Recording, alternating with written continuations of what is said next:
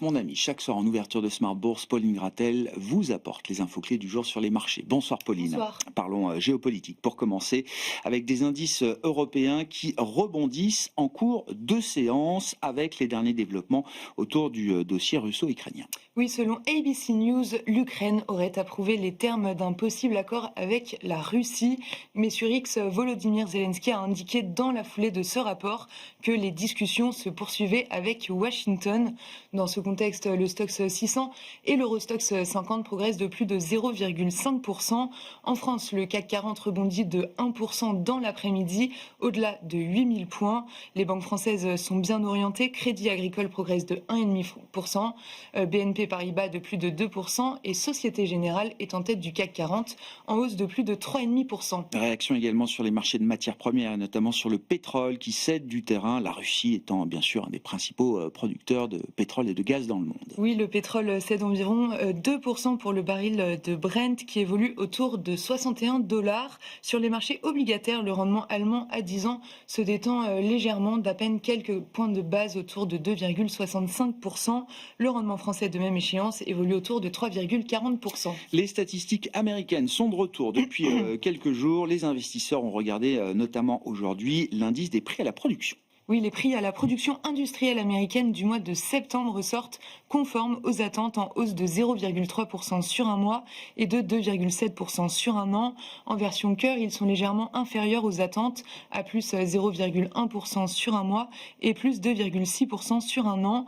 On a aussi regardé les ventes au détail pour septembre également.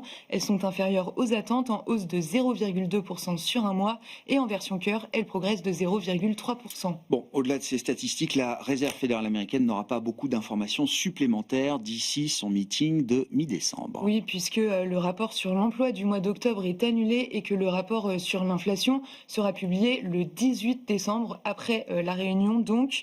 Mais en seulement quelques jours, les anticipations d'une baisse des taux de la Fed d'un quart de point sont passées du simple au double, de 40 à 80%. Les investisseurs ont été sensibles aux déclarations de plusieurs membres, à savoir Mary Daly, Christopher Waller ou encore John Williams. Quelles ont été les réactions qu'on a pu observer sur les marchés obligataires, notamment après ces publications et ces discours, Pauline? Le rendement américain à 10 ans continue de se détendre pour évoluer désormais autour de 4%. Le dollar s'est détendu légèrement et l'euro-dollar se traite autour de 1,1550.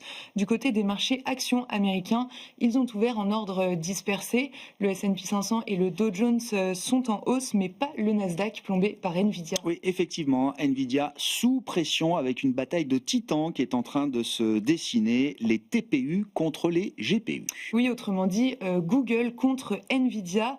D'après The Information, Meta envisage d'utiliser les unités de traitement tensoriel, les TPU de Google, dans ses centres de données à partir de 2027 à la place des GPU, les unités de traitement graphique de Nvidia, actuellement leader de ce marché, même si dans un premier temps la place de numéro 1 de Nvidia ne devrait pas être remise en cause, les TPU de Google deviennent une alternative.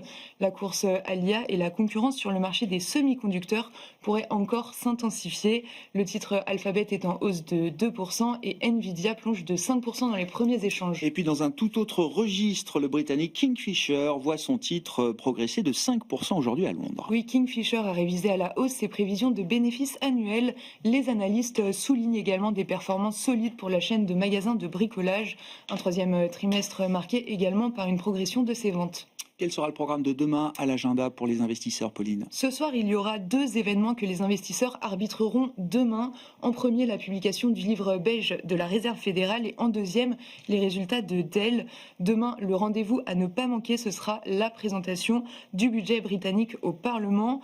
Pour défendre ce budget impopulaire, la ministre Rachel Reeves souligne l'impact du Brexit, un impact à la fois sévère et durable selon elle, estimant qu'il explique en partie les difficultés actuelles au Royaume-Uni. Tendance, mon ami, chaque soir en ouverture de Smart Bourse, les infos clés du jour sur les marchés avec Pauline Gratel.